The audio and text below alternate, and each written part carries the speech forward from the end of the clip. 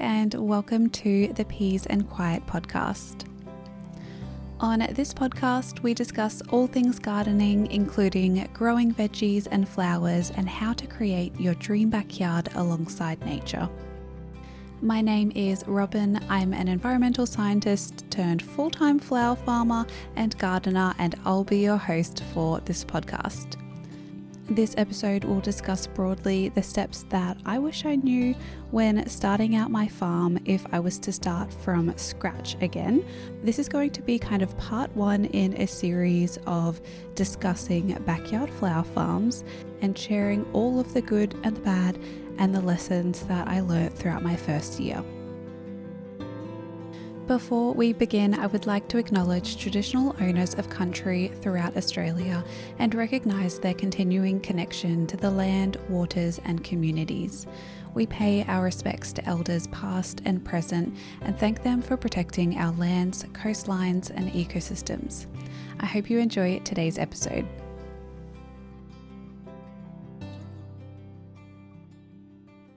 Welcome back to another episode of the Peas and Quiet podcast.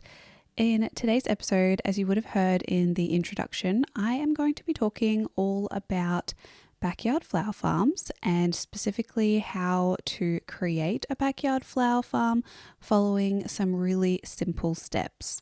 And I suppose I wanted to do a few episodes on cut flower farms and my experience kind of delving into different topics. But I thought for the first episode of that kind of series that I would just talk about some really broad steps for starting a cut flower farm in your backyard. I think it is a great time to be talking about this. I know there's a lot of interest with a lot of people about starting businesses in your backyard, whether that is growing food or flowers or creating different products. And I wanted to share my experience. I really like to keep things fully transparent and not hide any of the bad side of running a business. So I will be talking numbers and I'm going to be sharing all of that, which I pretty much have shared on my YouTube channel called The Nature Patch, where I've done like lesson videos on 10 lessons that I learned in my first year flower farming. I also did an income report where I delved right into all of the different categories of creating an income from the backyard, and also which flowers were most and least profitable for me. And I really think this information is important to share and to be transparent because, to be honest, there's not a lot of that online, and it can make starting out from scratch really difficult because you end up wasting a lot of time learning a lot of the basic lessons that a lot of people have already learned. So I'm going to be discussing a few of those in today's episode and kind of running through a broad overview of the steps that I wish I took when I started out my flower farm. I really didn't have a lot of resources at the time, and I definitely wasted a lot of time. So I want to talk about that today to just share my experience. And eventually I would like to have some other flower farmers on the podcast to also share their experience. But yeah, if you want to know more about the flower farm and what we grow, I do share a lot of that on my YouTube channel. And there might be a little bit of an overlap with the information that I share here on the podcast and on the videos, but I really want these podcasts to be a little bit more in-depth for those people who are really interested in creating some kind of business or some kind of side hustle. I really don't like that term, but it is what it is for a lot of people. Or some kind of opportunity that you can create an income from your backyard, from your garden, if it is your passion, because that was the case for me. I know that my happy place, where I am most at peace and where I love being, is in the garden. And being taken away from that to work an outside job was really making me quite unhappy. So that was kind of like my aha moment, I suppose, if you want to say, that I really wanted to create some kind of business from home where I can create not only just an income, but also a life that I enjoy living and that I can wake up every day and be excited for life. And as we have children, to be around to watch them grow up. So I really can't see myself going back to the quote unquote 9 to 5 job. I definitely think I will be picking up work here and there where I need to, but I love creating the business and creating some kind of income from home. So I'm hoping a lot of what I can talk about, this is going to be like very flower farming related, but broad scale. I hope this can kind of just give you an idea or inspire you to continue your dream or to start your dream of creating something in your backyard, to not only create your dream backyard, but also your dream life. So for a bit of context, if you are new here, we live on the south coast of New South Wales. So it's a fairly, I'd say, in between temperate and subtropical environment. We really don't get a lot of hard freezes over winter, although it was quite frosty this morning actually, which was very, very pretty. But that's really rare to actually have the frost come right up to the house and cover the whole property. It's pretty rare. So what I'm saying is we can grow all year round here, which is really, it's a benefit to creating a flower farm, but obviously take all of this information and apply it to your own climate and your own region, like I always say in all of my episodes. But yeah, we live in a suburb and most of the blocks here are quite large, and I feel like that is pretty standard for a lot of Australian suburbs, or particularly the older suburbs, which is one that we live in. And our block it's about half an acre, but we grow on much less than that. I'd say maximum, probably not even, but the gardening space that I have created might be around 1/4 of an acre, but that is very probably overestimating the garden space that I have compared to our property. And I also wanted to mention that we don't own this land, so we're renting this land right now, and we do have the ability to basically do what we want with the land because we are renting this from family. We're in a very, very lucky position, and I don't take it for granted at all, but that's our position where we're in right now. And I do know a lot of other rental properties that I have lived in. One of the ones that we lived in west of Brisbane, we could also do what we wanted with the garden. We could basically grow whatever we wanted, and we were also on about in between 1/4 to 1/2 an acre. So I really do think that, granted, you have either a good relationship with the owner of the property that you're renting, or it's a little bit of a larger property, I really do think that flower farming can be done on a rental. That is, if you're not kind of just staying there for a year and then moving on. If you know you're staying in an area for a few years, then I definitely think it can be done and is very much worthwhile. So for context, we moved here. When did we move here? January of 2022. So we've been here for about 2.5 years, but I didn't start really thinking that I was actually seriously going to do a flower farm until a few months after we moved in. I kind of had a little bit of a spark and a little bit of an idea after watching a lot of YouTube videos and kind of getting very, very inspired by people. And then I didn't actually start selling flowers from the flower farm until the following year in January or late January 2023. So we've only really been selling for a year and a half, and I've pretty much taken a lot of this year off as we came into winter, just with my pregnancy and not feeling fantastic for quite a few months. And it was also good because it just overlapped with that transition into winter. Now I'm feeling a lot more better and able to go about my day and continue planting and doing the flower farm as I have a little bit more energy now. Like I already mentioned, I have done a full income report of what we made in our first year, but I'll say that here as well. In our first year of selling flowers, and it was kind of a combined selling flowers, plants, and we partnered with a few local veggie growers around at markets. We would kind of sell some of their produce. But anyway, but for the business as a whole, we brought in a total of about $8,600. So definitely not a small number in my opinion for basically starting out a first year backyard flower farm. In terms of where that income came from, I was doing a few different things, so diversifying my income as much as I could. But the majority of this income came from selling at markets. So it was just over $6,000 that came in from selling at markets, and about $1,500 of the total was also from selling in store. So I partnered with a few local garden centres and just local stores that I have a good relationship with the owners, and other local stores, and could sell flowers there as well. I also did sell some flowers online. I had only just started my online store though, and I did some special orders as well, like some bulk flowers, and also did a bit of consulting. So that's kind of how that money was brought in.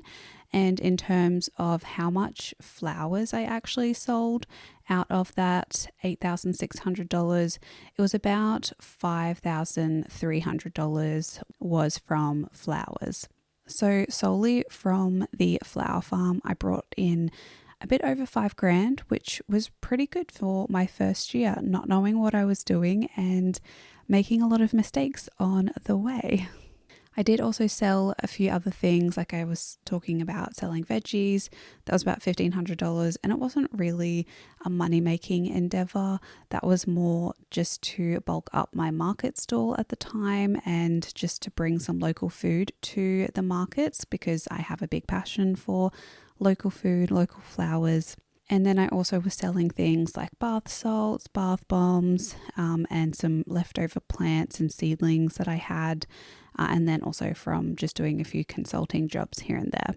Now, I won't talk too much about this, but I also just want to keep it real with you that although we brought in that amount of money, I'm going to say almost $9,000 because it's closer to 9 than 8.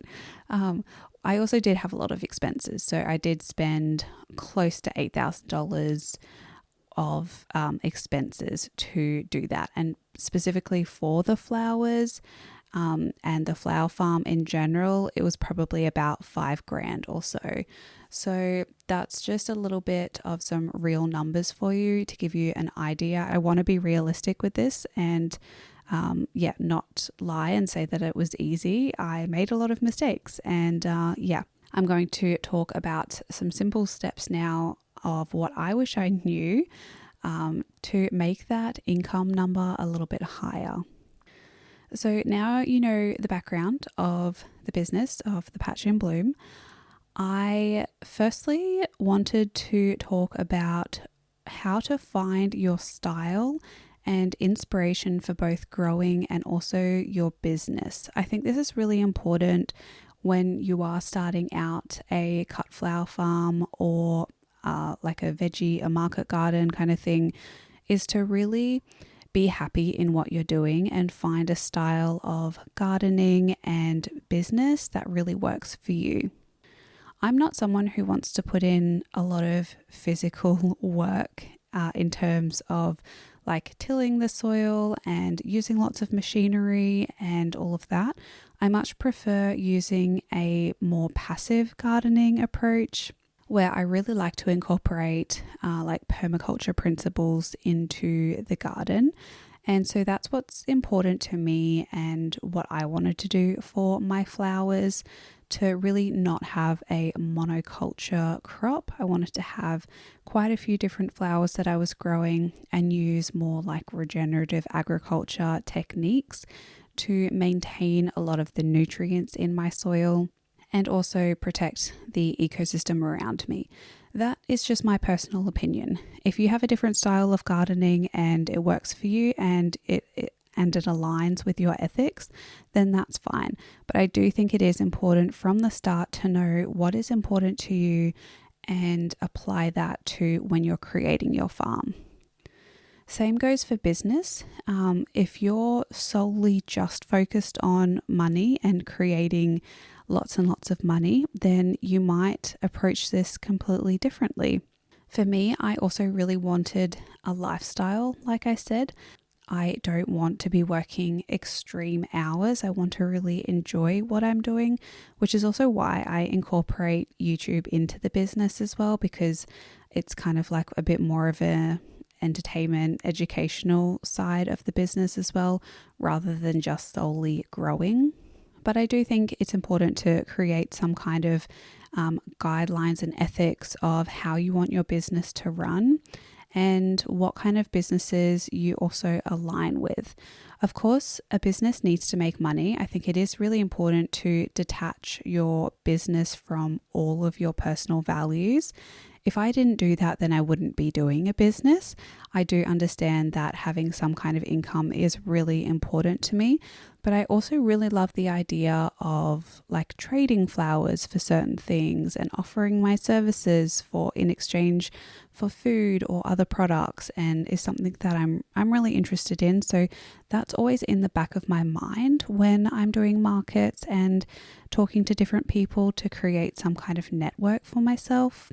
But I also do acknowledge that it is important to create a profitable business for it to last. So I hope that point made a bit of sense, but I do really think just sitting down with yourself and writing a list of things that are really important for you, that are kind of non-negotiables for you to run your business, is important. And the way you can kind of approach this is by just looking around at other businesses and other people and how they work and how they function, and having a bit of a chat to them and understanding whether or not it's something that you can see yourself doing, whether you want to be starting this as more of like a side hustle on the side and then transitioning into full-time eventually, or whether you're going all in and investing a lot of money into your business. That's where you really do want to have a solid business structure. But if you're just dipping your toes in and trialing it out, then your business structure might look completely different. So just having a look at businesses out there that you align with and sending them a message, or, offering a little bit of money for their time, because I know flower farmers, particularly like full-time ones, are very, very busy, and it is polite if they are offering their services to be compensated for that. So just follow a bunch of people who you like their kind of business structure or their lifestyle. And also you might get some ideas of your arranging style, what kinds of bouquets you might want to be making, or whether you want to go more wholesale, just to get an idea and create like a little vision board, if that makes sense to you, or a list of where you can see yourself going.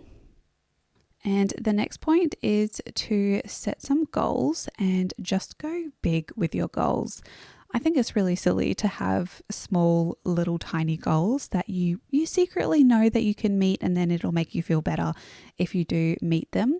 I think with starting out a business, just go big. Like just go for, if you are starting and going all in, $20,000 for your first year isn't an unrealistic number if you're going all in. My goal was about $10,000 for my first year, and I didn't get that, but I came pretty close. So I was really happy with my goals and setting that to reach that, even though I didn't. But I think without it, setting a much smaller goal, I probably wouldn't have pushed myself as hard as I did. And then once you have your goals, it's time to get a little bit more realistic on how you might actually be able to achieve that number. And I could do many podcasts on breaking down numbers to actually achieve a certain goal and how you might want to structure your farm. But I want to keep it a little bit more broad level for this episode. But I'll talk about a few of the steps that you might want to do in order to reach those goals. And the first one, which I wish I did a little bit more of, was to research your market. So talking to local florists and understanding what people like, really following any other local flower farmers in your area that might be selling something that you want to sell, and understanding how they're pricing their bouquets, what's actually selling, what people are liking. And also find your target audience. Whether you live in a very touristy area, you might want to focus on selling at different times of the year, or if you're on a busy road, you might want to start a roadside stand. That's definitely not the case for me, and I probably won't be doing that just because I don't think suburbs are the best place for roadside stands. I think being on a much busier road is a lot better. But you might have a friend who has a house on a busy road, and you might be able to come up with some kind of agreement for them to sell your flowers at a roadside stand. Also understanding whether or not you want to do weddings, and deciding this from the get-go, because you will get messages straight away as soon as you post online that you're starting a flower farm and you have all of these flowers available. You will definitely get messages for weddings. And I think this is important to decide from the get-go, because weddings are, and I speak from no experience because I haven't actually done weddings, but there was a reason for that. And that is I would have just been too stressed with weddings. I was already battling understanding how to grow flowers, and being able to tell a bride that I was going to have X amount of stems on her wedding day was just a little bit too stressful for me. But for other people who are maybe a little bit more experienced in growing, or it's their dream to do weddings, and they can maybe supplement some flowers with other flower farms or purchasing other stems, then go for it. But it's just something to keep in mind that you will be asked that. So understanding that, and understanding how much people are pricing wedding flowers in your area is really important. We live in a very popular area for weddings. So if I were to stay here, it might be something that I would want to look into, but probably not me personally doing the wedding. I would much rather just supply the flowers for a florist or someone else to then create the bouquets. So once you have your market understood and you understand who you're actually going to be selling to, I think it's important to just build a rough business structure, and I spoke about that in the first point as well. So this is just talking about all of the components of your business, how you're going to be operating, what your costs might be involved, who's actually going to be working with you, how many hours you want to put into the business, and how much you might want to be making each week to then be able to meet your goal. I think I'll do another episode one day on business structures and how I structure my business, maybe in a month or two, because it's something that I've actually been thinking about a lot lately, and is something that I have been struggling with because I don't necessarily have a very business mind. I'm much more of a dreamer rather than a operational little worker bee. I don't know. It's where Scott comes into the business, my partner. He's much more business minded and can create goals and tasks and spreadsheets and budgets and all of that. I'm much more of the just give me some gloves and I want to work outside kind of part of the business, which really has been the downfall probably of creating a little bit more profit. So I am going to be working on a bit more of a business structure from now on. Granted, it's a little bit tricky with a baby on the way. And also we are going to be probably moving next year. But for the rest of the year, I want to have a set structure and idea of what I want my business to be in the last half of the year. Once you've got your business structure, you want to be looking at investing in necessary tools and equipment that you'll need to start up your business. And Again, I could do another episode all about this, but I think this links to the first point, where creating your vision board and the way you want to see your farm function and the way you want to work is really important. That will then determine how much money and the tools that you're going to put into your business. If I were to start again, I honestly really wouldn't put as much effort into all of the seeds that I bought. I would just go really minimal and just choose minimal amounts of flowers to grow and not go crazy on just buying all of the different seeds to try one of everything. Definitely don't do that. And also really focus on nutrients. Nutrients for your soil is really important. And this is another point that I'll talk about a little bit later, but intensive planting, it really does require intensive fertilizer. If you're going to be continuously rotating your crops and growing new things in a smaller area in your backyard, you're going to need nutrients. So start a really big compost bin at the very start. It should be one of the first things you do so you can start making your own compost, and or find materials around you that you can use to amend your soil. I also think doing a soil test is really important and is something that I did to understand my soil a little bit better so that I could amend it. And you can do soil tests. I actually got mine sent away to be fully tested to test for all of the different nutrients and minerals I was lacking. But honestly, the main thing that you want to be looking at is just feeling your soil, understanding whether you have either clay or sandy soil. That'll determine what kind of physical amendments you might want to add. Most of the time, it's organic matter. And also doing a pH test to understand whether you have really acidic or alkaline soils, to then understand how you can fix that. Those two things are pretty simple to fix over time and is something that you'll want to know at the start.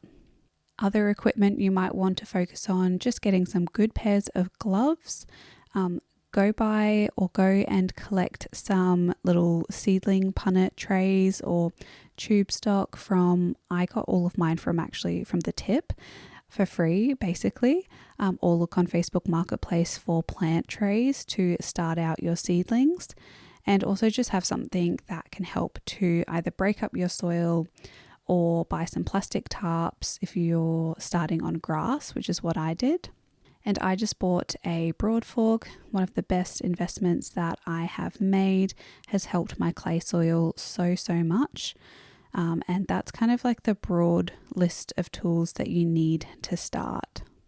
But I would really focus on your soil health and just making sure that you do have enough nutrients to continue growing, or factor in the fact that you will need to buy in compost if you're not going to be making your own or sourcing other amendments. It's going to be a really big cost and investment, and is something that I didn't realize how much it was actually going to be in hindsight. I really wish I started a massive compost pile. I just have like pallets down the back now. I wish I started that way earlier. The next step really is to start growing, and I've done a whole video on flowers that are most and least profitable, so I'm not going to go into depth into this too much here, but I will list all of my most profitable flowers just to give you an idea. Again, the best place you can find this information is to talk to local florists and other local flower farmers in your area. But for me, my most profitable flowers were firstly Statice, because I could sell this fresh or dried and they sold really well, and they last so long in water, so you can harvest them a lot in advance.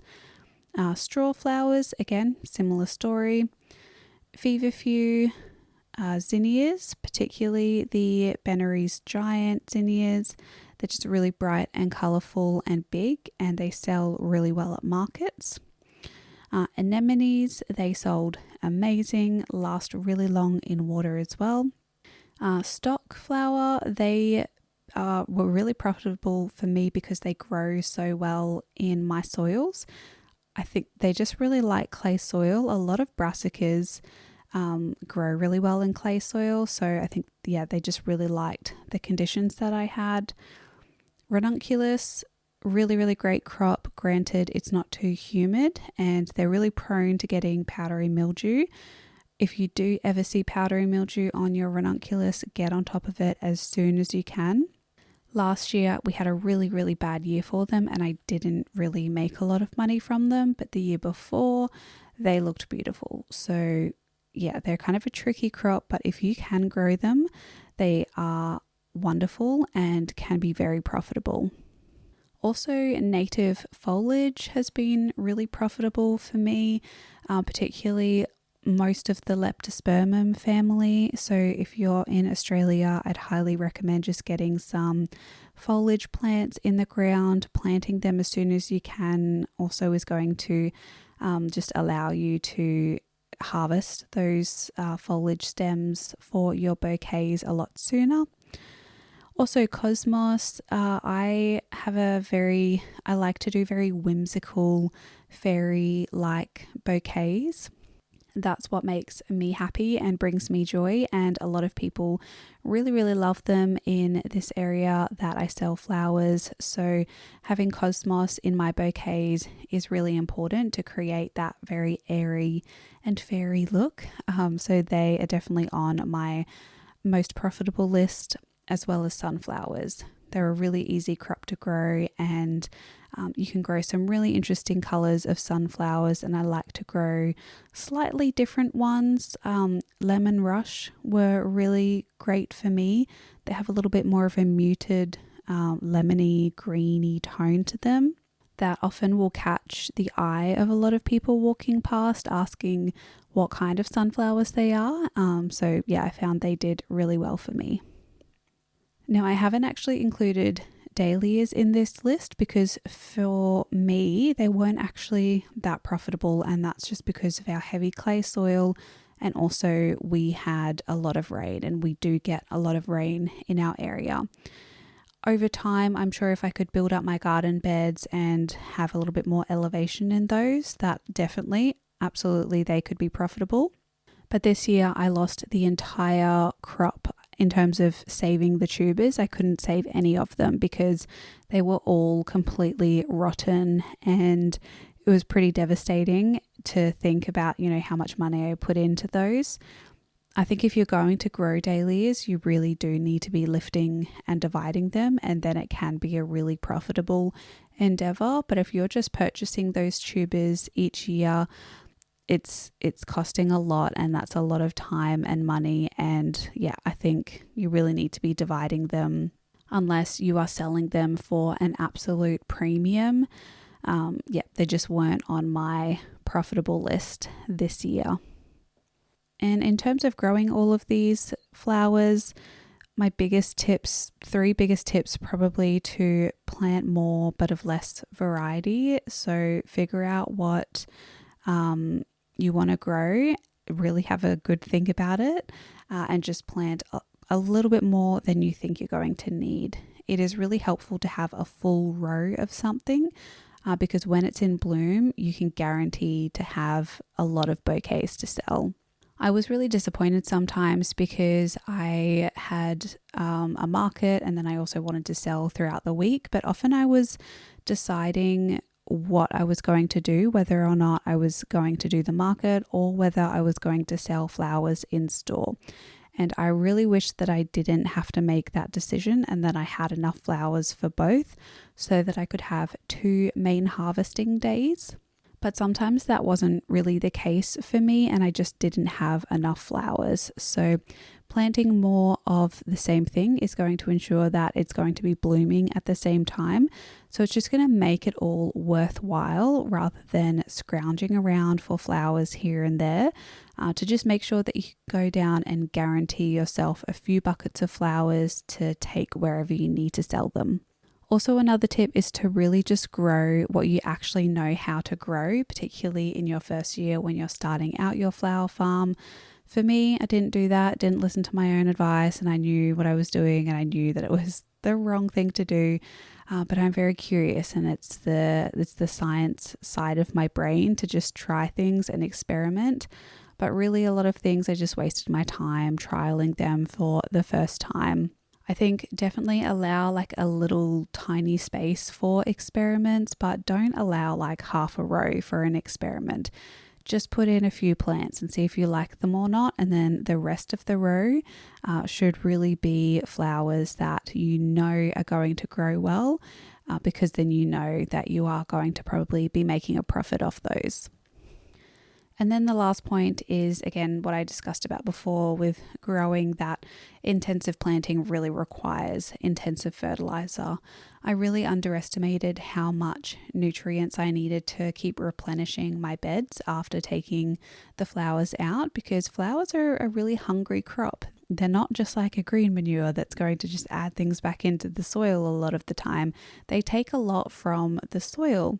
And so, yeah, really setting aside a good budget for nutrients and compost or mulch or whatever you need is going to be really beneficial. And if you know that you're going to need a certain amount, buy it in bulk. Just fork out the money if you can. And if that aligns with your business structure and you're not kind of more like cash flowing like I was, kind of whatever money came in, I would then reinvest it.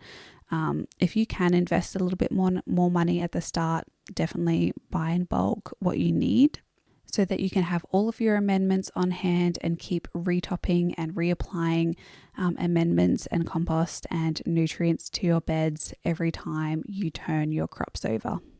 The next step, that it's not really a step, but something that I really want you to keep in mind, is to pivot where necessary. And I think this is why having a rough business plan is really important.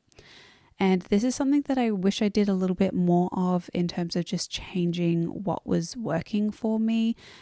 So for instance, like I didn't realize how popular Status was going to be. I just thought it was kind of like just like an average crop, but people loved Status bouquets, just like a fairy rainbow bouquet of Status that they could have fresh and then dry. I had no idea that was going to do so well. And I really should have, as soon as I noticed those selling really well, I should have got right on that and started sowing some more seeds and planting some more plants, because then when it came time to when I didn't have any more Status left, I noticed my sales dropping, and that was really disappointing. So I think consistently taking notes and just seeing what's selling well is super important so that you can pivot straight away if like you're in the same season that you can keep resowing plants, and maybe dedicating a little bit more of that to things that you're still trialing out or unsure are going to be profitable for you. Also, another step when you're starting to sell and when you're actually having flowers available to sell is to start selling whenever, wherever, and however you can. I think first year sales are really crucial to building that capital in the business. And without that extra cash, it's really hard to scale and grow up the business. So I do think obviously you need to align to what you set out as your first goal and your style and how you want your business to be functioning. But I do think taking every opportunity that you can in your first year is really important. And what really worked for me was being brave and just going into different stores and talking to business owners and just asking whether I could sell my flowers in their store or not. And that really helped me out because I could have so many different outlets of selling my stems. And originally I went into it not thinking I was going to do that too much, but it really worked out in my favor because I could build a customer basis at these places where people could just come and pick up my flowers. And in the end, they were all selling out really well because people expected flowers to be there. They knew that they were coming on a certain date. I could build up the clients on Instagram. And then I also started bringing in sales from all those people who bought flowers at these store to do special orders, which were definitely where the money is, because you're creating a really special individual product that you can charge a lot more money for. So building up all of those sales at the start was really important. If I was to just do markets, I wouldn't have all of those other opportunities. I might have had a few, but not as many, definitely. And yeah, don't underestimate a lot of the smaller sales that you might make, even if you're making like $5 little dried bouquets, which I was doing for the market sometimes.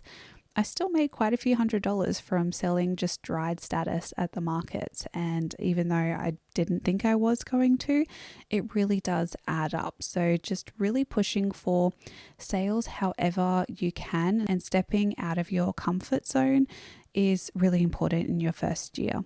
As is the next step, which is soaking up as much information as you can while on your journey.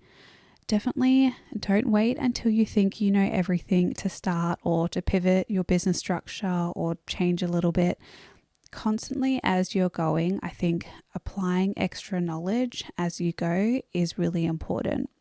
And as a flower farmer, you have a lot of time where you are just doing things in the garden that can be a little bit mundane, whether that is weeding or planting plants or starting seeds. There's a lot of time for you to be soaking up extra information, and there are so many great podcasts out there, hearing everyone's opinions and experiences, and so many videos on YouTube that you can visually see people's farms and how they run them, which I think is just there's so much valuable information out there.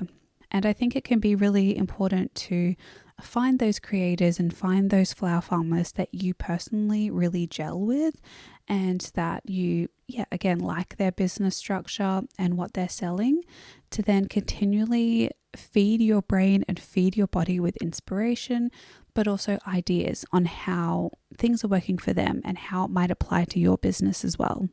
Often you can find similar growers in a similar region to you that might have similar challenges or successes in growing, even if they are on the other side of the world. If they have similar temperatures, you can still take information from that, or humidity levels or anything like that. They're not going to have the exact same climate as you, and definitely don't approach any of these people or consume their content thinking that they're experts, because I think there's no such thing as a garden expert, because you really do need to be learning in your own climate and learning mistakes yourself, rather than taking knowledge from other people thinking that you can definitely apply it to your area, if that makes sense.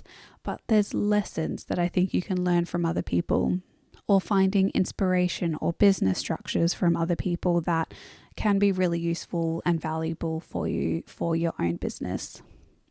The last step here that I wanted to, it's not really a step again, and some of these aren't steps, they're just me talking about my experience and what you might want to think about when starting a cut flower farm in your backyard. But the last thing here that I have on the list is to be prepared for hard work.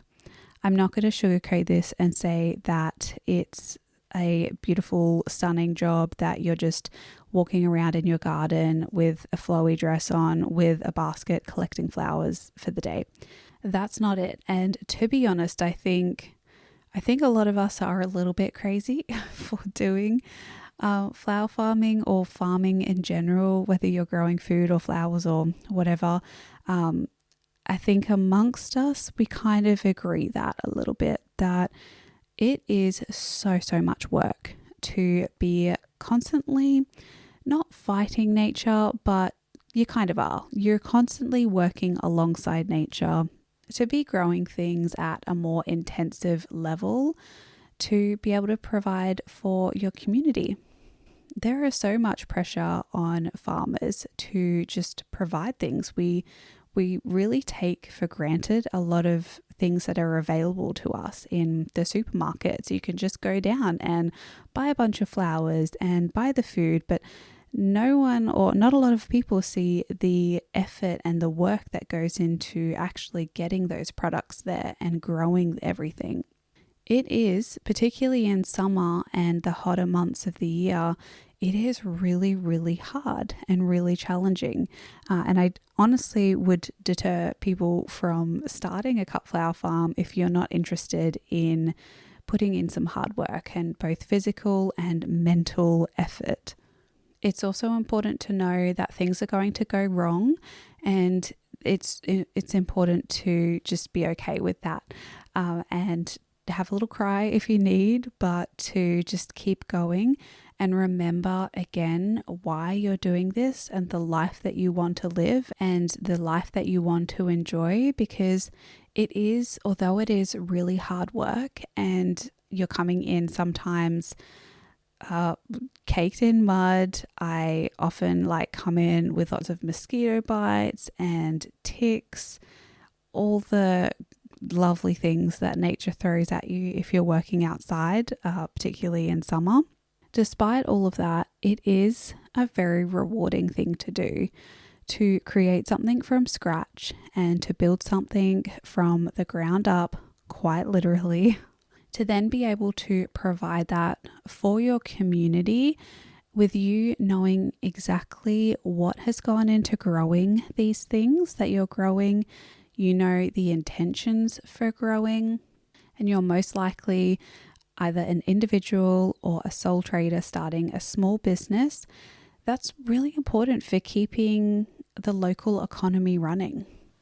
Growing food and flowers on a local scale is really the most damaging thing that can happen to really, really large companies, but I think is really truly the way forward in creating much more sustainable local economies where communities are a lot more livable and enjoyable and less reliant on massive monoculture farms which are heavily sprayed and heavily transported around the world, shipping flowers all from the other side of the world over to Australia, just for people to enjoy.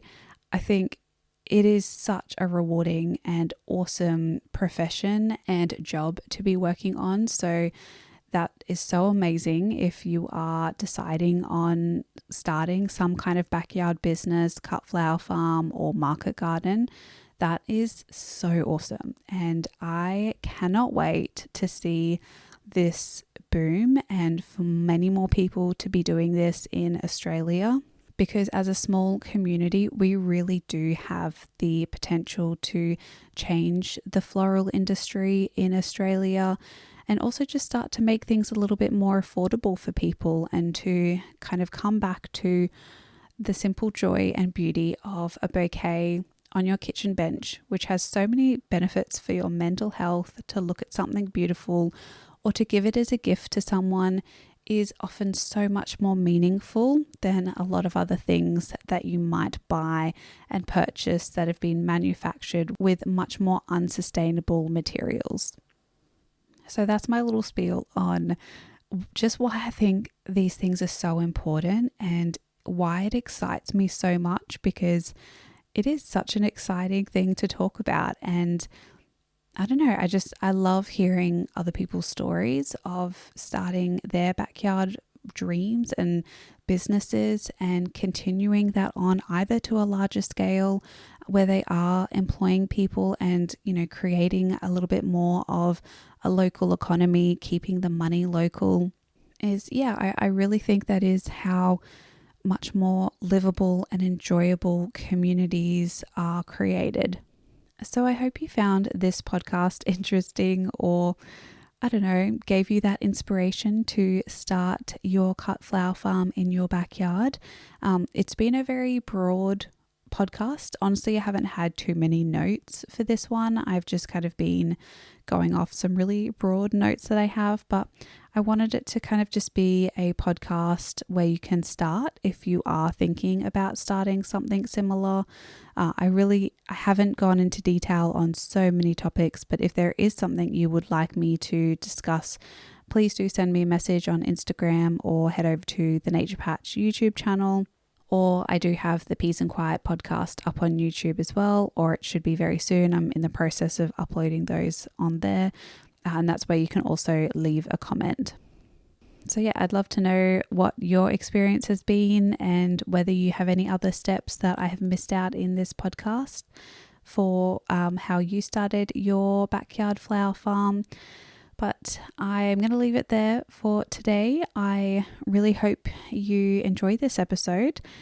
Make sure to give the podcast a rating if you can. You can do that on Spotify and Apple Podcasts and wherever you listen to the podcast. And that would really help me to help push this podcast out because it's still in the baby stages. It's still very new, but I am really enjoying sitting down and recording these. And I do see the analytics sometimes, and I know what podcasts are doing well. So I'm hoping you have enjoyed this one, and I can't wait to be back to discuss more about this in future. I did say last week that I was going to do one with Scott. We have been just so busy lately, quite literally have not had the time to sit down together and record. So that'll be coming in a future episode just on our relationship and how that has kind of worked into starting this flower farm and just our 5-year goals and all of that. But yeah, anyway, I hope you enjoyed today's episode. I will be back next week for another one. I hope you're all having a lovely day wherever you are in the world. And until my next one, happy gardening, everyone.